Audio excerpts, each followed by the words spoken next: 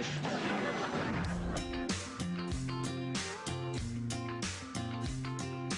It's a Technicolor assembly line that turns anonymous tykes into overnight superstars. They had to pull in the state police. The switchboard was blown out at the mall.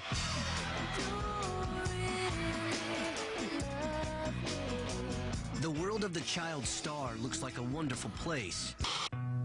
But behind nearly every smiling sitcom is a family on the verge of falling apart. I saw kids getting beat. I think behind every up kid is a parent who dropped the ball in a really big way. Still, I'm not comfortable in the same building as my dad. Ooh, yeah, get chills. To child stars, the roar of the audience can become an addiction. But in the silence that follows, they drift into drugs. I couldn't make it there without a blast. Porn. I really wasn't thinking about how much I was going to regret it. There was no wood in the lumberyard. Even death. When she died, sadly enough, it was not a surprise.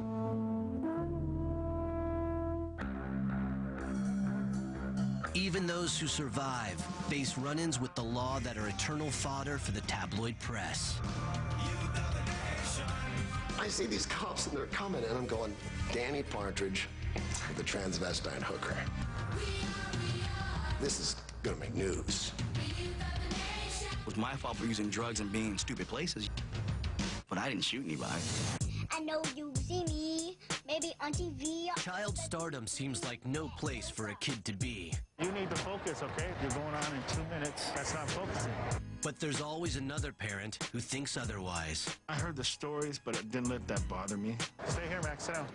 Come on now and meet everybody. Now, journey into a world where nothing is as innocent as it seems. I was dying. This horrible, slow death. What a show.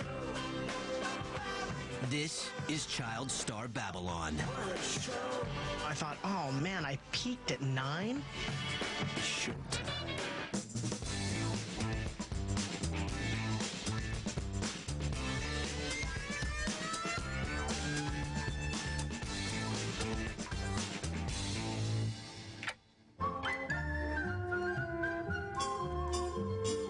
Today more than ever, child stars are worth their weight in gold.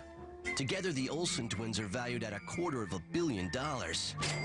Disney girl Hilary Duff is a crossover smash in movies and music. And Raven-Symoné has gone from sweet Cosby kid to superstar. But while everyone loves a cute child, the road from scene stealer to has-been can be treacherous and unforgiving. Kids are cute, everybody likes kids. But the problem is that once the kids start to grow up and they start maturing, they're not useful anymore. So it's almost like a system that just uses, abuses, and, kind of lets it go. When the show ended, I wasn't a very happy person. I went on a destruction course, and I tried to basically get rid of myself. We're gonna be criminals and go to the slammer. I went from living in a 3,000 square foot home with a pool and jacuzzi on the beach to renting a 4-foot by 4-foot closet in the middle of the barrio in Santa Ana with all of my belongings, sleeping on the floor of this closet. Money was put aside. When I turned 21, I did get some. It wasn't a great deal. And I proceeded to either put it up my nose or in my arm or on 4 wheels. I'm sorry if I did wrong. It went quickly. And I don't have any of it left, Show business is littered with the remains of unemployed former child stars. Yet there's always a wide-eyed newbie waiting for a chance to be the next it kid. Meet Lil Maxo Flores. The 6-year-old from East Los Angeles has been on the fast track to fame from the moment he could bust a move at the age of 2. There was a song playing on the radio, and I noticed that he started humming the song as the song is going. I'm like, how can he be humming the song? He's never heard it before. So he's humming it at the same rhythm. I said, wait a minute here. There's something here, boy. It's by DMX. It's Stop. Channel down, open up shop. Oh. That's how Rough Riders roll. The minute J.R. Flores recognized his son's skills, he quickly set out to market them. He dubbed Maxo the world's youngest rapper and rehearsed the 2-year-old on a folding table that served as a makeshift stage. My dad, he threw out like a little folding table, and then he told me, here's your stage, and do your little thing right there, and he used to dress me up in hip-hop clothes, and he used to say, just do it. And I told him, this is what I want you to do. I want you to go out there and just rip it up. I want to see, what you got. And sure enough, he just started doing his dancing. I said, this kid's got it. There's no doubt about it. Yo, this is Little Maxo.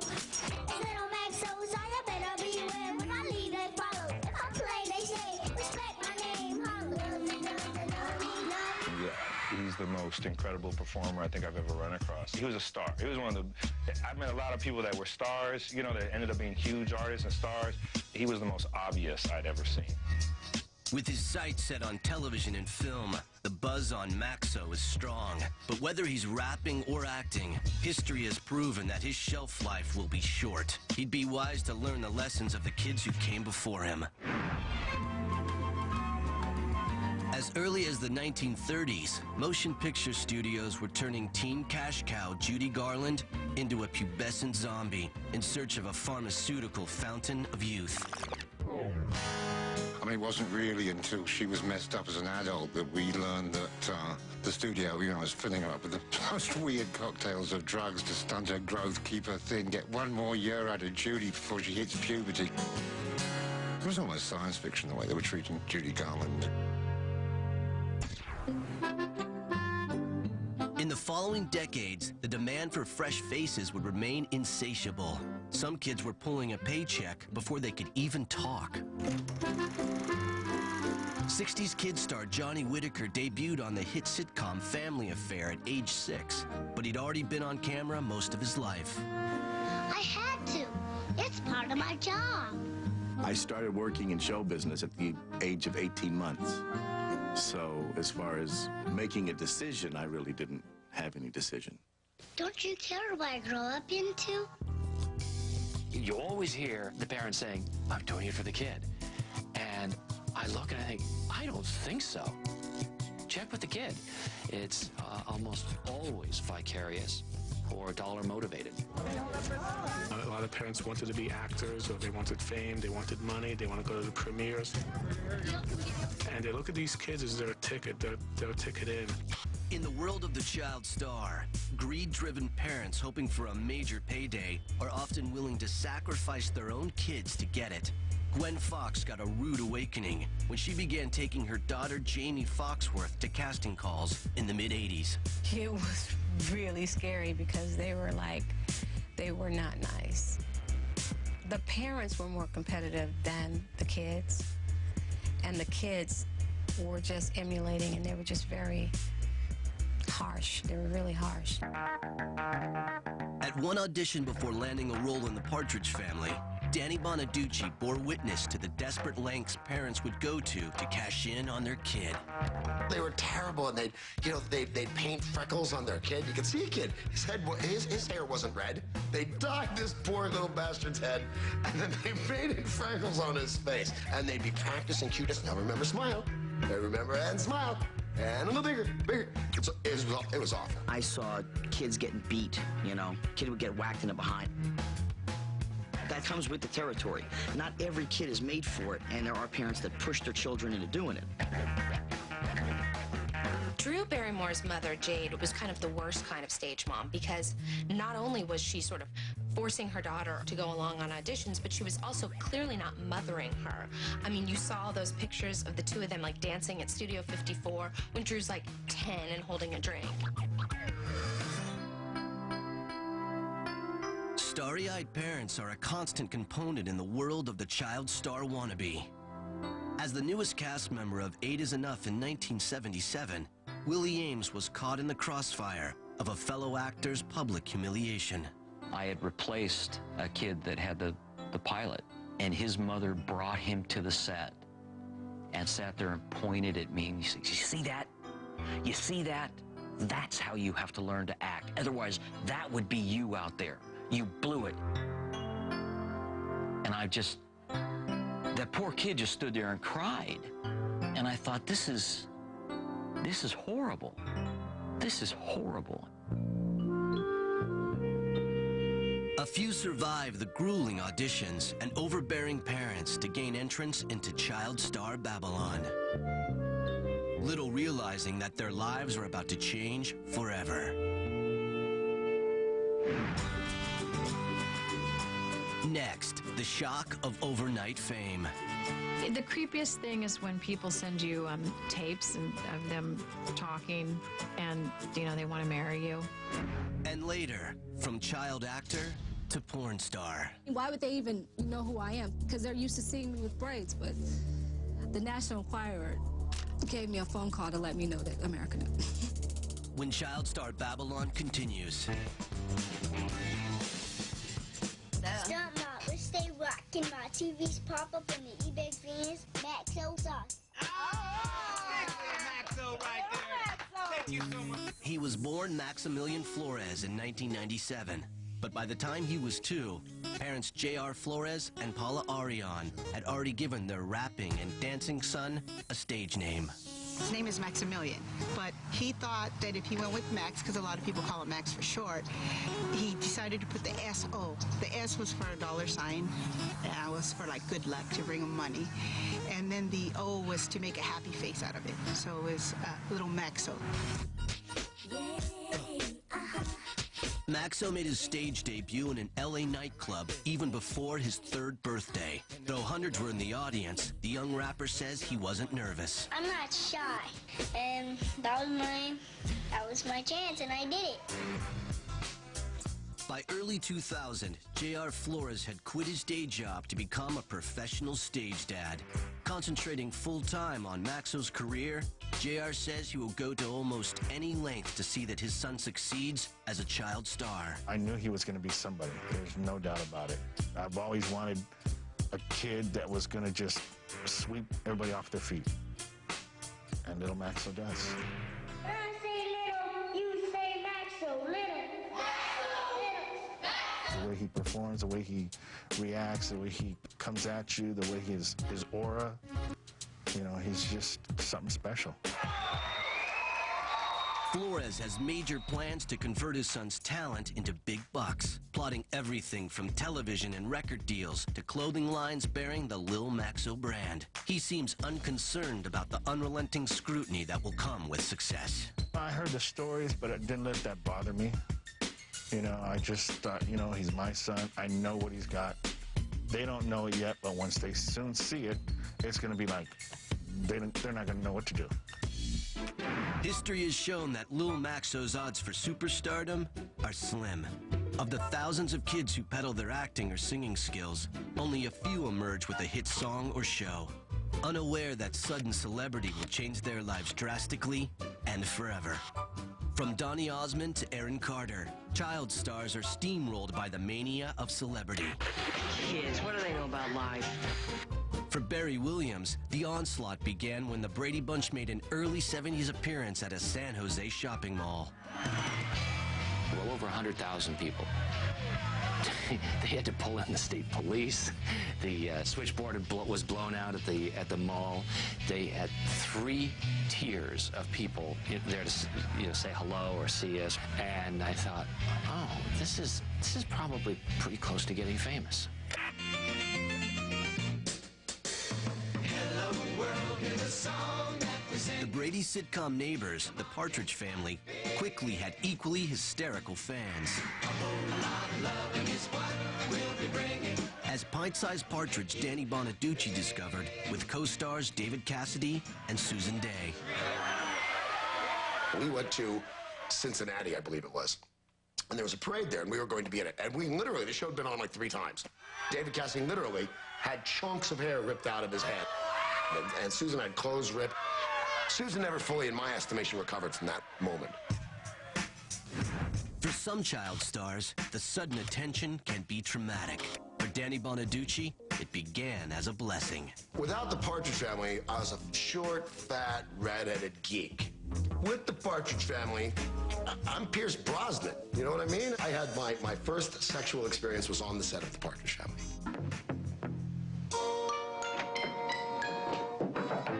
I was 13 and she was 19. She might have been older than that. And it was funny because she was looking for David Cassidy. But there were 3 of her in David Cassidy's dressing room already. So she came and she took me and she made a man of me in my dressing room. And I to this day, I say I gave her the best 30 seconds of her life. Sudden wave of maturity, I guess. By the way, wherever you are, I love you. Many kids embrace the initial rush of fame. But for others, the spotlight burns too hot and too bright. Anissa Jones became a 60s icon as Buffy on the sitcom Family Affair. But she was ill-equipped to handle the crush of the fans that accompany stardom. It wasn't something that she loved to do. She had it worse than I did as far as the adulation. Everybody wanted to have Buffy. Anissa's anguish would later have tragic consequences. And fan adulation is just one part of what becomes an exhausting grind for a child star. Dealing with the demanding schedule by day, 6-year-old Johnny Whitaker had to learn his Family Affair scripts with his eyes closed. My mother would, basically the night before, she would take my lines and read me my lines in my sleep. The next morning, she'd give me my script, and in the car on the way to work, I'd look at my lines, and I already knew them. There was many a morning, especially when I had to it's 4 o'clock, it's dark, and I'm driving to work. Why? And I just thought, there's got to be some way out of this. But as Allison Arngrim realized soon after her debut as Prissy Nellie Olsen on Little House on the Prairie, life as you know it is gone forever, and not every fan is friendly. The very first episode of Little House had aired, and I went to school the next day. As I walked on the grounds, this girl screamed at the top of her lungs from the 2nd floor landing, "You bitch!" Had they told me that when I was 41, I would still have people come up to me in the supermarket and tell me how much they hate me, I don't know. I might have asked for some exit clause. As their connection to the real world begins to fade, many child stars become attached to their castmates and alienated from their biological families. I was in the makeup room getting my makeup put on, and I remember saying to the makeup woman, I could sleep here. If you guys left me here overnight, I would not be scared. I wouldn't call my mom. I could actually sleep here because it was a security. It was like comfort because it was an actual family. I never really got to know my own family until after the show went off the air. That 11-year span was a pretty intense time. As a member of the Waltons clan from age 11 to 20, Mary McDonough had little sense of life outside the world of television. I went out on one date from someone in my own high school, and it was a foreign exchange student who didn't speak English, never saw the Waltons. And he was the only person who ever asked me out. Mary was all but ignored in real life, but scores of lascivious guys were lining up to bed down with her virginal character, Erin Walton. Erin was so pristine and so virtuous that a lot of men in America really wanted a girl like that.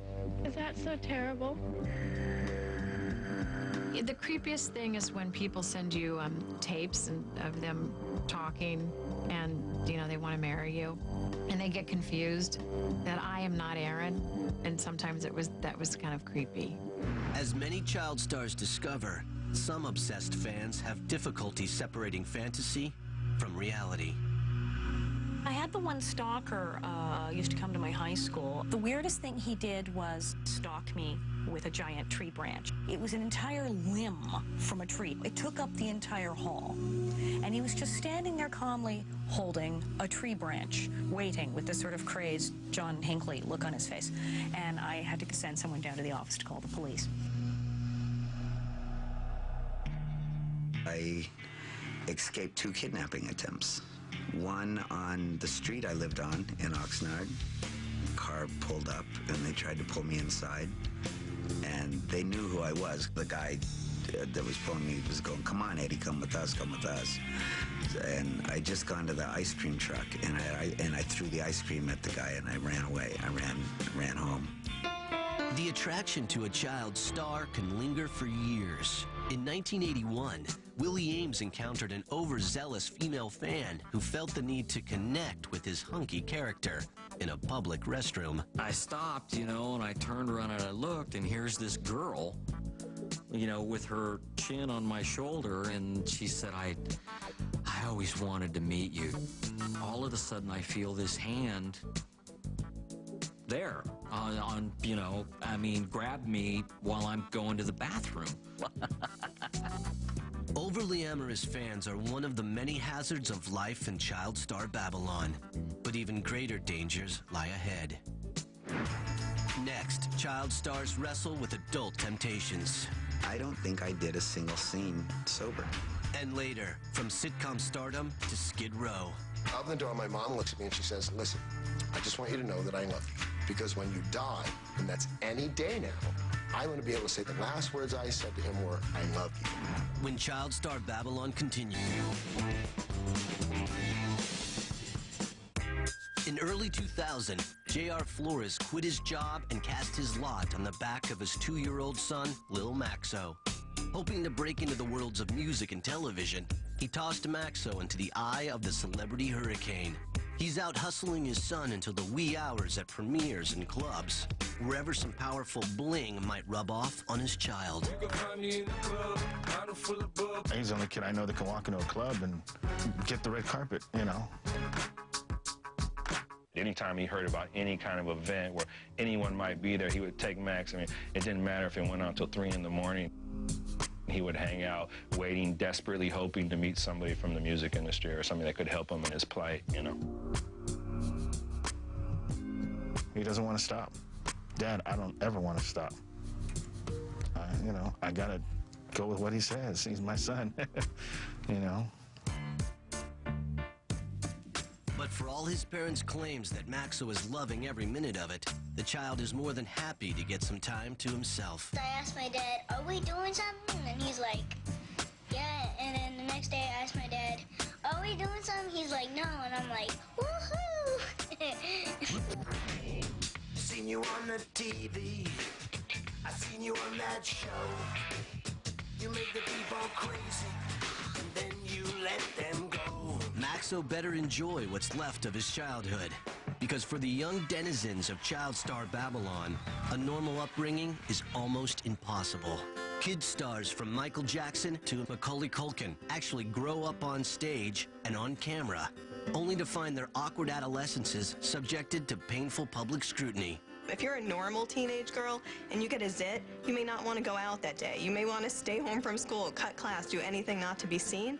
But if you're a celebrity and you have a zit that day and you dare to take out your garbage, your picture could end up in the National Enquirer. I always felt like whatever I did was going to end up in the newspaper. I didn't want to do anything that I didn't want to end up in the newspaper. Being an adolescent on TV is sort of a bizarre nightmare. Public puberty can be excruciating.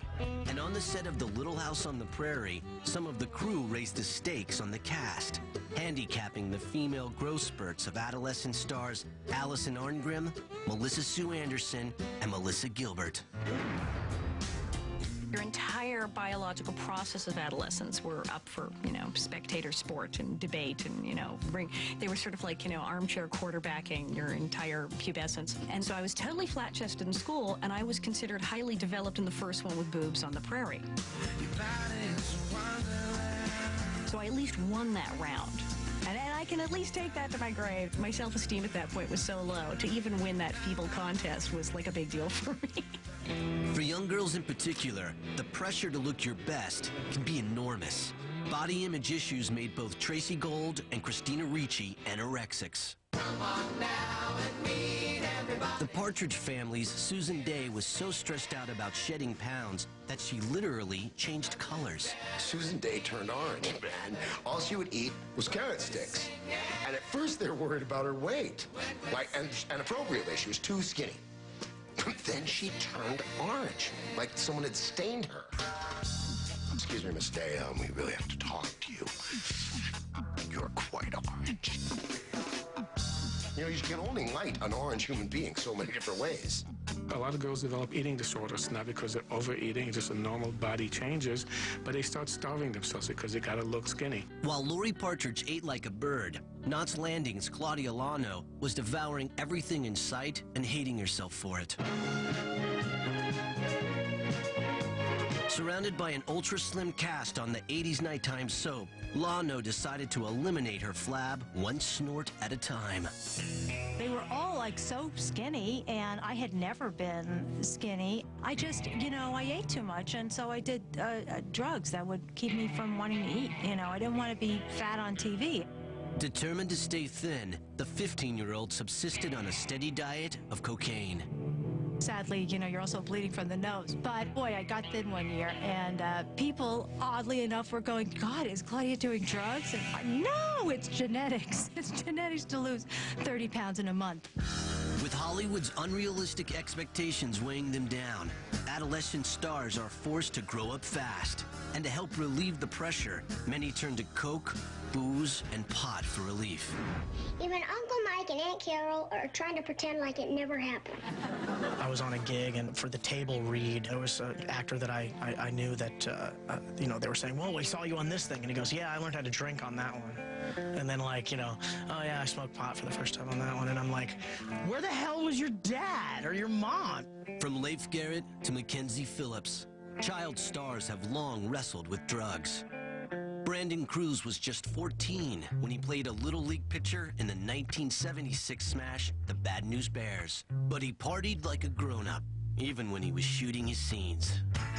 I don't think I did a single scene sober. We'd smuggle over some Heinekens, and somebody'd have a joint, and then it'd be like, Brandon, you're up.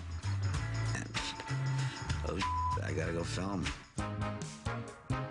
There were so many things going on.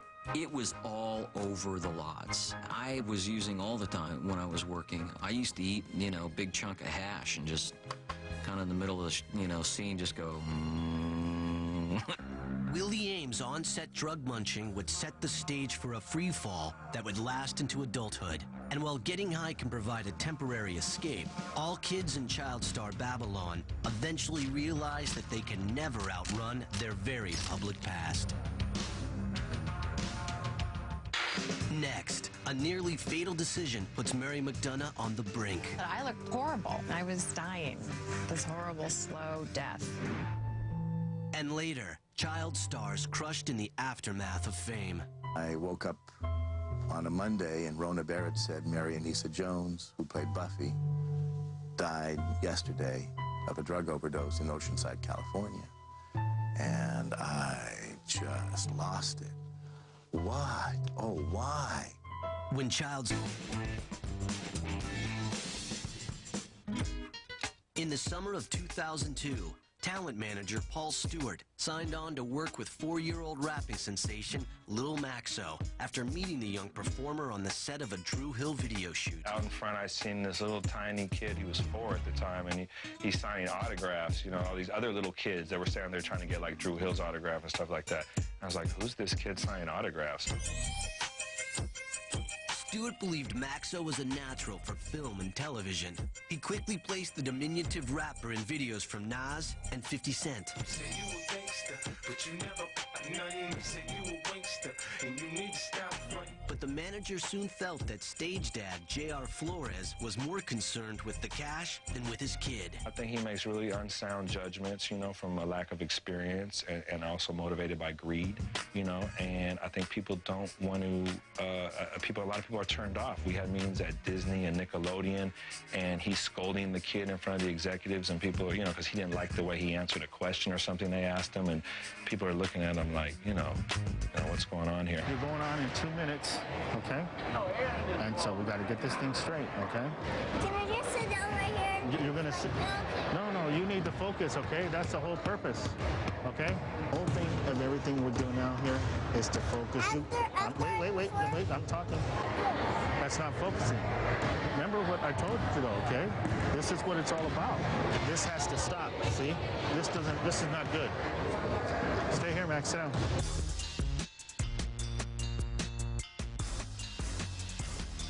I'm always going to do what I'm doing. Whether I get a manager or not, I'm going to do it. I've been doing it, and I can't stop. You know, I eat, breathe, and sleep thinking of work for this kid. By June of 2003, Maxo had landed TV spots with Jenny Jones and Jimmy Kimmel. According to Paul Stewart, as Maxo's star grew, so did his father JR's ego. I think JR's impression of Max is very distorted. You know what I mean? It's like as soon as Max got on TV, basically JR lost his mind. Really unrealistic expectations, started bossing people around. You know, had this idea that, you know, he could just order people, just that everyone was so interested in working with Max that, you know, didn't matter what an ogre he was, you know, that people would deal with it. In spite of Maxo's progress, Paula Arion and J.R. Flores were growing impatient. They believed Stewart wasn't making their son a star fast enough, so they parted with the manager in the summer of 2003. We made a decision, well, you know, he's done this much for him, but we just thought he could have did better. And since he didn't, that's when JR decided, you know what, I could do more than this. And he did. There was a push, but it wasn't hard enough to where I was comfortable with. Let's put it that way. Like me, I'm pushing him to the extent he wants me to push him. Their push was a slower pace, and we don't want that. I have so much love for Maxo, and I wish the best for him. I think he's the most talented, you know, thing since sliced bread, and I'm sure, you know, hopefully, you know, he can get around his father's, you know, mishandling of his affairs and end up being huge. Man, this is a true Hollywood story waiting to happen. This is a VH1 behind the music waiting to happen.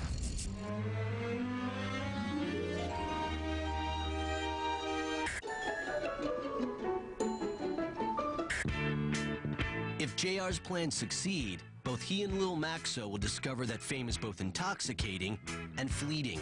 Although stardom may last for months or years, inevitably, it will end.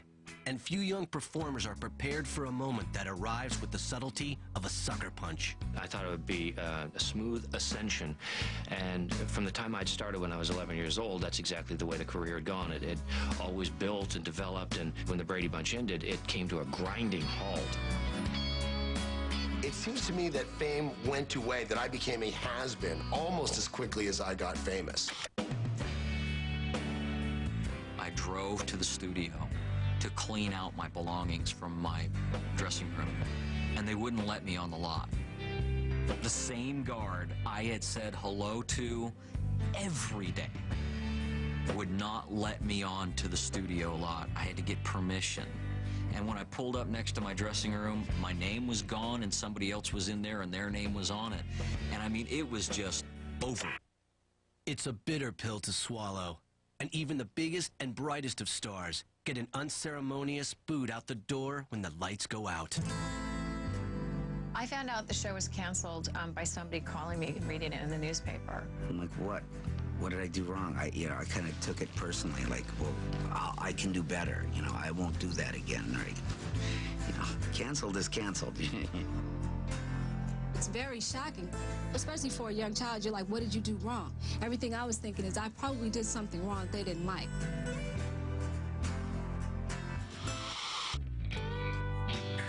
With a long-running hit, child stars are often transformed into beloved icons. But early success can be a double-edged sword when famous kids try to transition into an on-camera adulthood. I actually don't think we want to see these kids grow up. I mean, we really want them preserved like Bart Simpson, which is why The Simpsons is so successful, because Bart doesn't get any older. Oh, no. TV is the deal with the devil. You know, it's like, do you want to be famous? Do you want to make a lot of money? Yes. Okay, then you understand that you're going to be Urkel for the rest of your life. I went through a phase where, you know, I thought, oh man, I peaked at 9. For some kid celebs, alienation quickly leads to desperation. With the doors to mainstream Hollywood slamming shut, Scotty Schwartz of The Toy took a stab at porn stardom. In retrospect, you know, If I wanted to do something for publicity, I should have taken the other route. Drove down Sunset doing 80 with a big sign that says, "Please arrest me." And they would have gone, "Oh, he's doing drugs. Oh, we have to help him." I guess he just didn't plot his tragedy correctly. I mean, he was looking for something. He needed to do something bad to get some attention. And I think he just picked the one thing that people really have a hard time forgiving somebody for. Come back! Come back!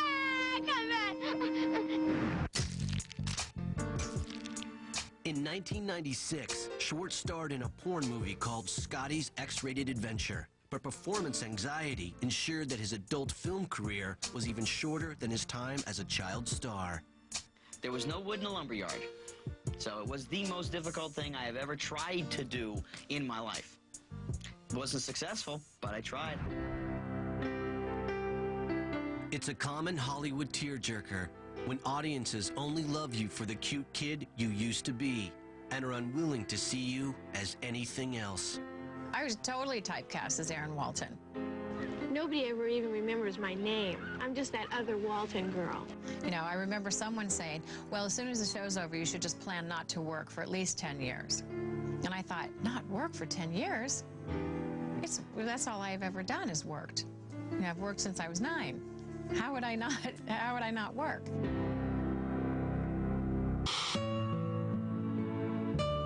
For years after the cancellation of the Waltons in 1981, Mary McDonough found herself shunned by producers who couldn't forget her pristine past. I was losing roles because they said, oh, we want to go, you know, drop dead gorgeous for this. We went blonde and booby on this one. I was never going to be blonde, but then everybody seemed to be getting implants.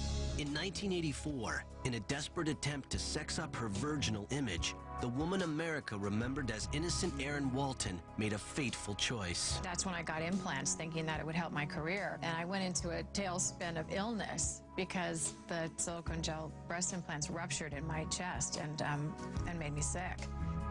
I was sick for 10 years before anybody ever said it might be your breast implants.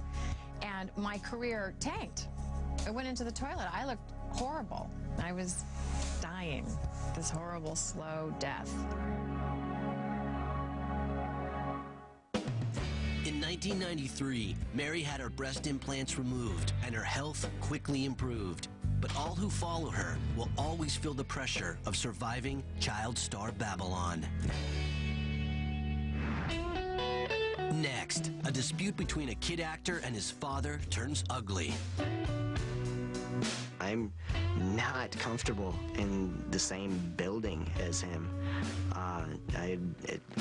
Yeah, get chills. And later, the struggle to get by when the phone stops ringing. I would scrub toilets and fill dive tanks. And people would stand around, the divers that we'd take out on these 5-day trips, and they'd laugh. Oh, look at the big movie star. He's cleaning up my feces, and stand around and laugh at me as I cleaned up. When Child Star Babylon continues. Log on to VH1.com to check out then and now photos of your favorite child stars.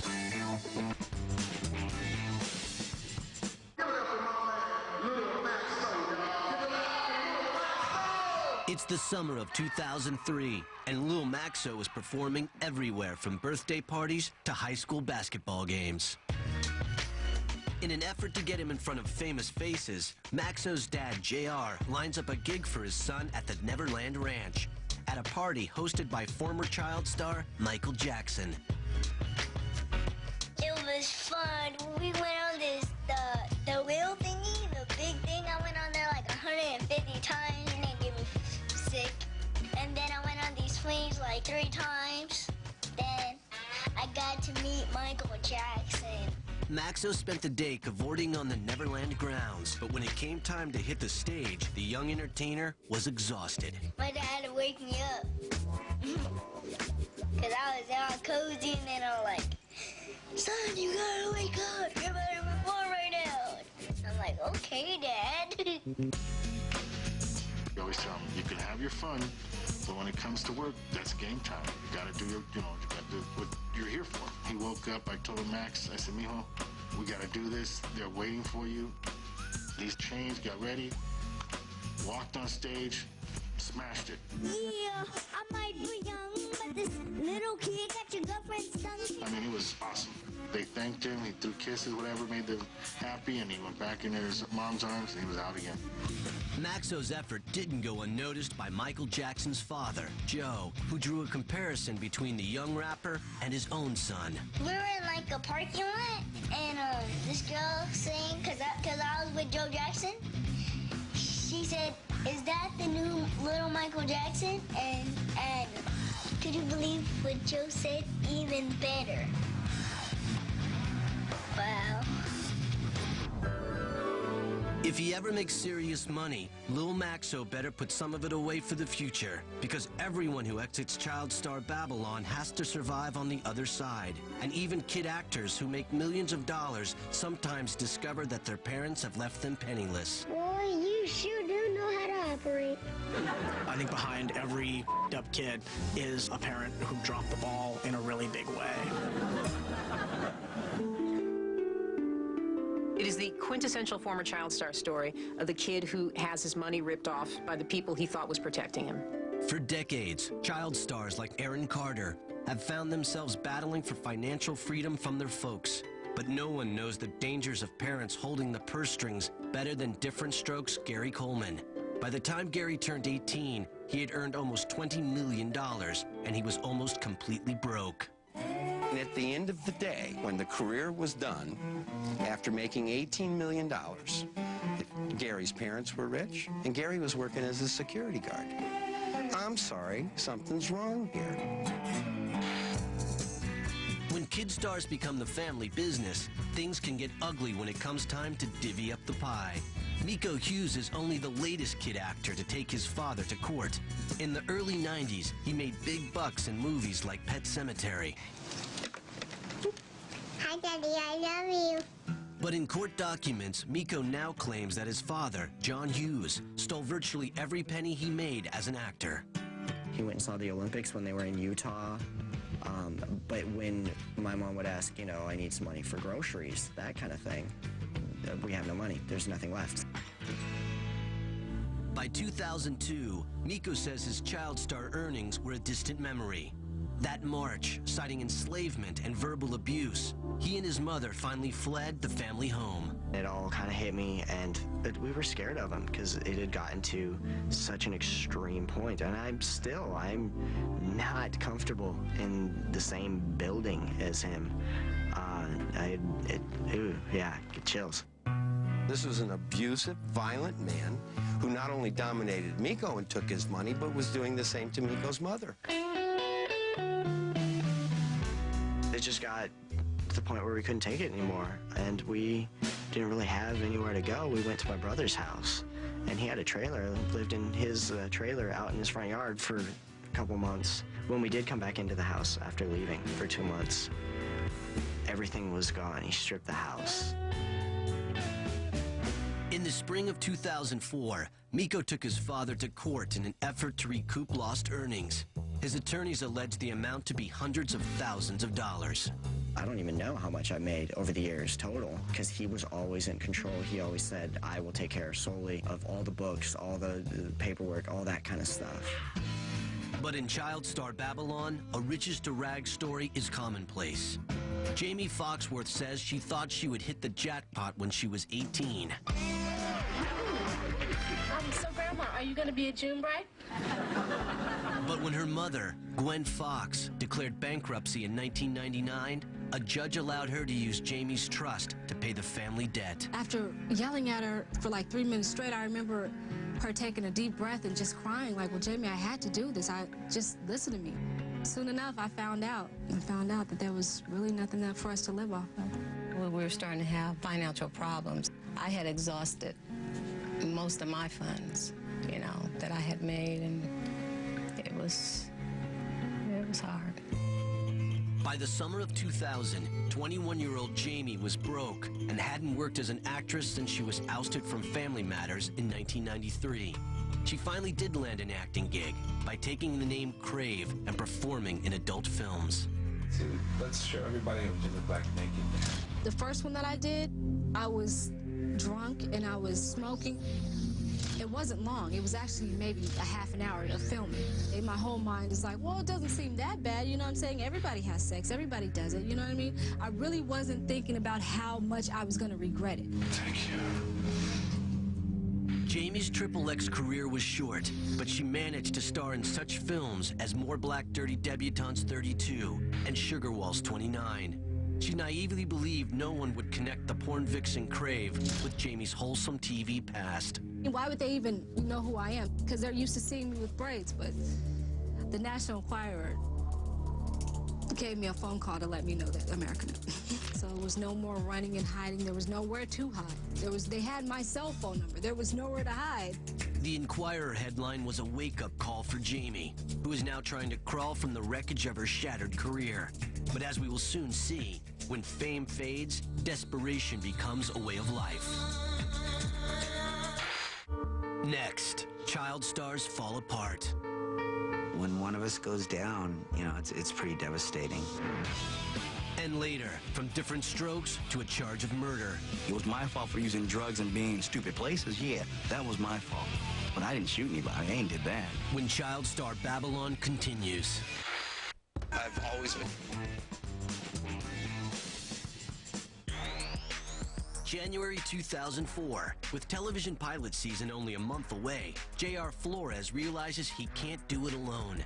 He's meeting with children's talent agent Judy Savage in an effort to broaden Lil Maxo's profile beyond the hip-hop world. You know, since I've been doing everything on my own, I've gotten so far as far as I've gotten him, I felt I was almost to the edge that I had to get a little more higher, take another level, step level, because I don't have the connections that the agencies do.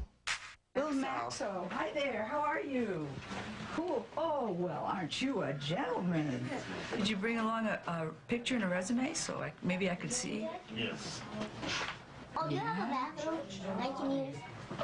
Oh, man, look at that resume. Ooh, you've been working since you were born. Yep. What a great picture. Hold on. Let me autograph it. You want to autograph it? Yeah. Okay. If we're gonna have to push it day and night to get the packages out, what we're gonna have to do, we gotta do. We gotta move now instead of laying back and taking it easy. It's the clock is ticking and we gotta do what we gotta do. I think they have a little bit of unrealistic expectations. They think it's gonna just happen for him. You never know when it's gonna come. It may come now, it may not come for 5 years for him. Even if he hits it big, sooner or later, Lil Maxo will face every child star's nightmare. The phone stops ringing and the money is dwindling. When the show's over or the record deal ends, performers who are celebrities as kids must confront the harsh reality of an adulthood where they are both unwelcome and unprepared. We don't get money forever like people think. So when I had to do regular jobs and, you know, I was a regular person, people would say, why are you bartending? Are you researching a role? I was like, no, paying rent. It was a big shock to me when I wasn't getting regular interviews, or worse, I had a bit of an attitude because I didn't even want to go on interviews. I said, look, place me on your television series, and it wasn't happening. Yeah, maybe some other time. Yeah, later.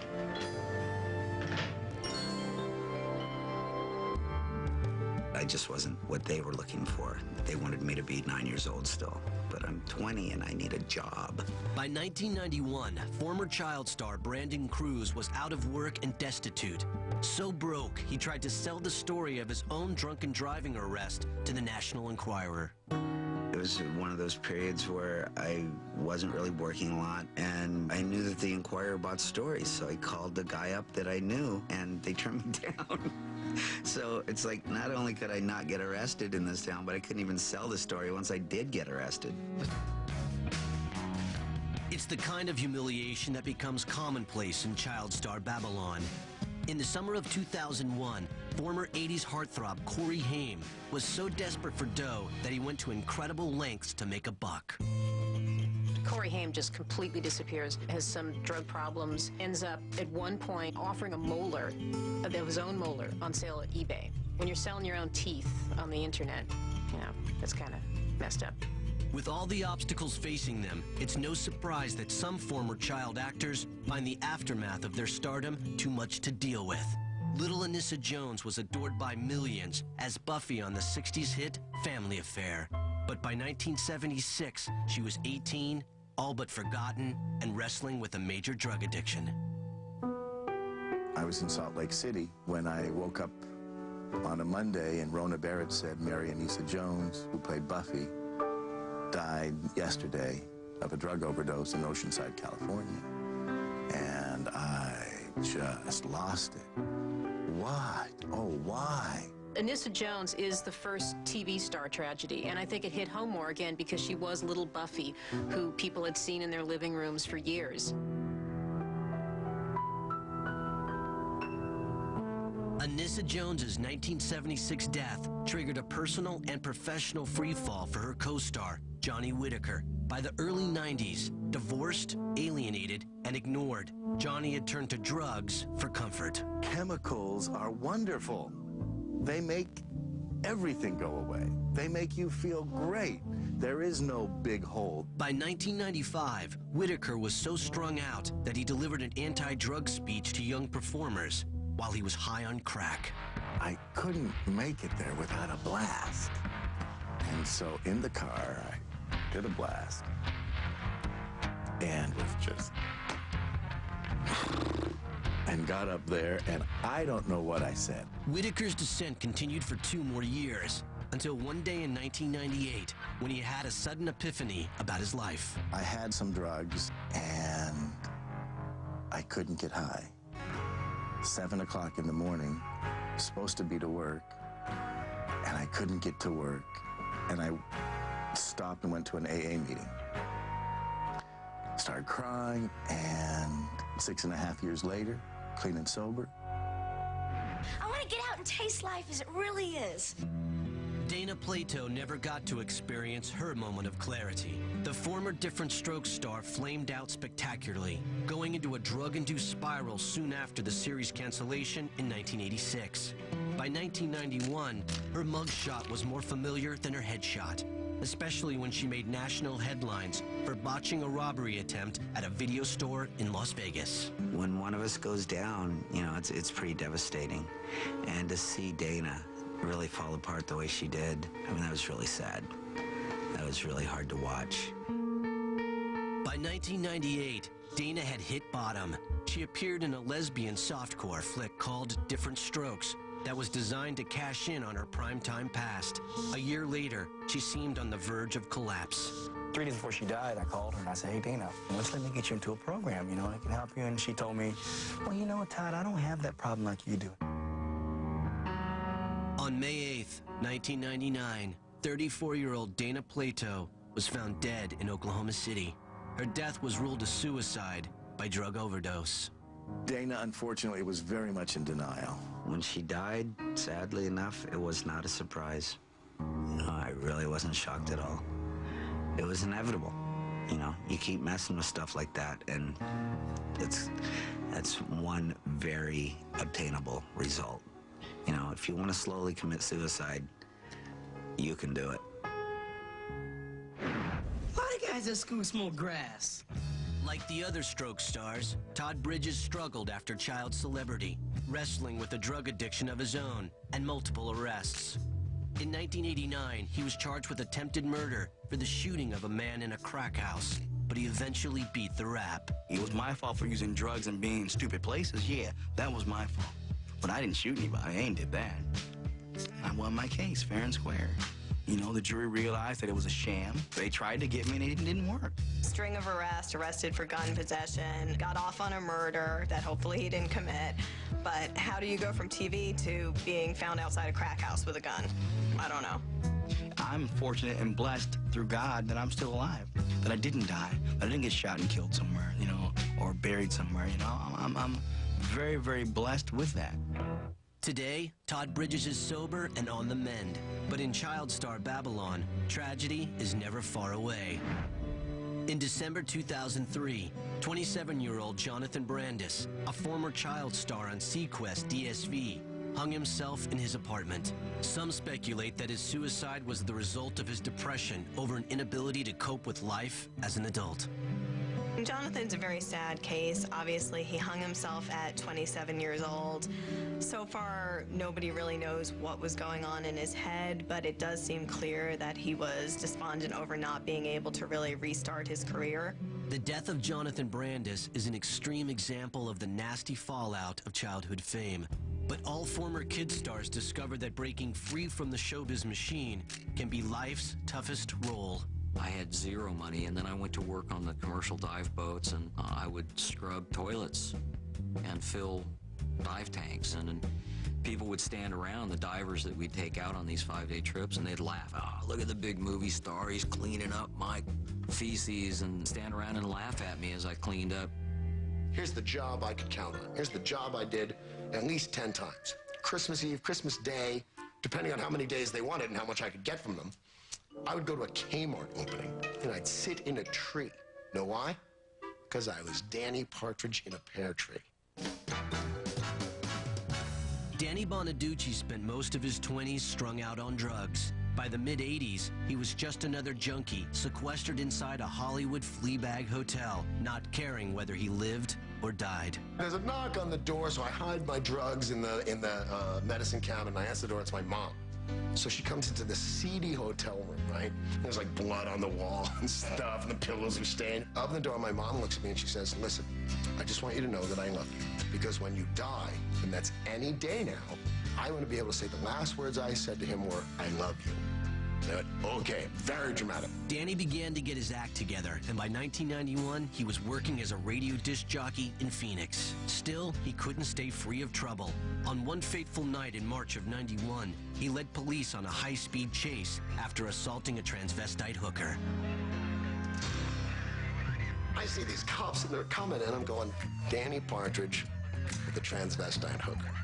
This is gonna make news, you know? So what do? I flee. How many people can say this?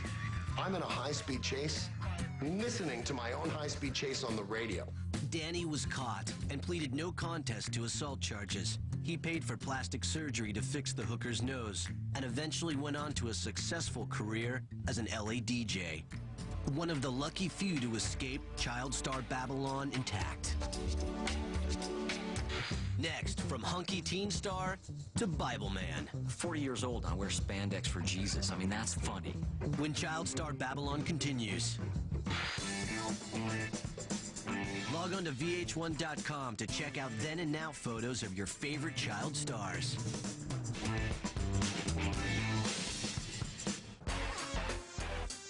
J.R. Flores took his son, Lil Maxo, to meet with talent agent Judy Savage in January of 2004. But they ignored Savage's advice to take acting lessons and slowly cultivate a career. I never heard from Little Maxo again. I got the feeling that he was not being managed very well by... I didn't know who was managing him. I really couldn't say what's going to happen with Little Maxo. Still lacking a proper agent or manager, Maxo's career continues to be steered by his father. The pint-sized performer splits his time between small-time school assembly gigs and a Compton recording studio, where he's putting the finishing touches on his debut CD, Just Maxo. Shotgun in the rain dance, color will might as well come and fit it because I'm struggling. Stop right there, stop right there, stop right there. Shotgun in the dash. Shotgun in the range, dash. Been working with Maxo for about 5 months, maybe. He got really good talent, real good skills. With the fall 2004 school tour in the works, Maxo's own education has taken a back seat to his quest for stardom. It's almost to the point that we know we're gonna have to pull him out officially because he's doing too much studio time. We got the tour, we got the CD coming out, and I know my son. He's ready for anything. He is born ready.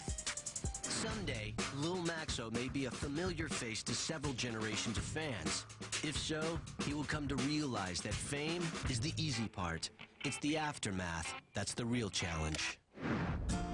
With their iconic faces forever frozen in television time, many former child stars have learned to accept the inevitable, that they will always be who they were. for better or worse, I am who I am. You know, I'm Brandon Cruz, but I'll always be tagged with that "who was Eddie" at the end of it. Which is something I gotta live with. You're trying to make me feel worse than I already do. Realizing he could never outrun the past, Barry Williams parlayed Brady Bunch nostalgia into a best-selling memoir and stage show. Johnny Bravo! Johnny Bravo. The return of Johnny Bravo is named after the rock star alter ego of his old character, Greg Brady. For me to turn my back, let's say, on the Brady Bunch, it just simply wouldn't be reasonable. I think today, in 2004, it is totally possible to have a complete career out of being a has-been. And Barry Williams is a really good example of somebody, he seems cool with the fact that, like, he's gonna milk the Greg Brady thing till the end of time. A precious few do manage to elude their past. I gotta go look for a job. By 1986, after an intense battle with cocaine, Willie Ames discovered Christianity. 10 years later, he made a miraculous transformation from shirtless teen heartthrob to caped crusader, embarking on a second career as Bible man and selling religion to kids. And lead us not into temptation. It was like a cross between Batman, Star Wars, the Rocky Horror Picture Show, and Pink Floyd for kids. I'm Bible Man. 40 years old and I wear spandex for Jesus. I mean, that's funny. You gotta admit, that is funny. Enough of your mockery. See, he turned turning to Jesus into a job. I'm gonna regret this. For some whose careers crashed and burned, being a former child star has become a vocation unto itself. Good morning, I'm Danny Partridge. Now, here's the deal. We're still looking for that winner.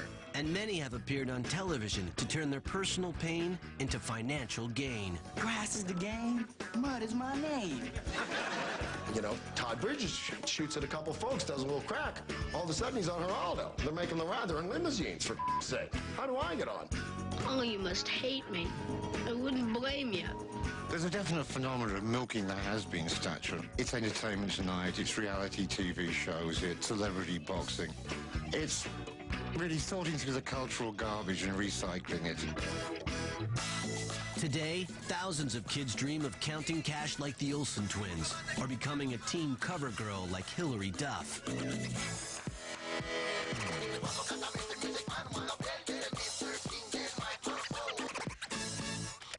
The odds are long, but if they make it into child star Babylon, they will become part of a select club unlike anything else in showbiz.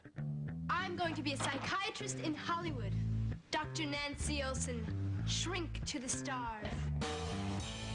It's like you're this member of this little society of, you know, these social rejects.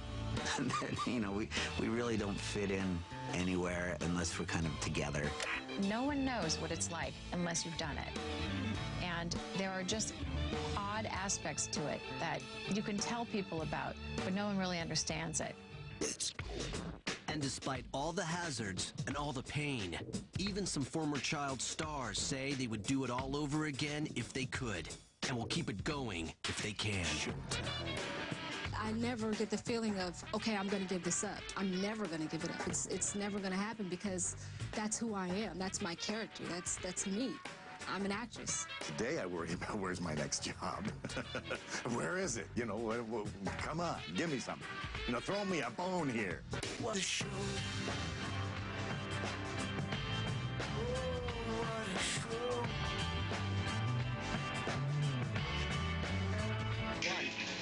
What a show.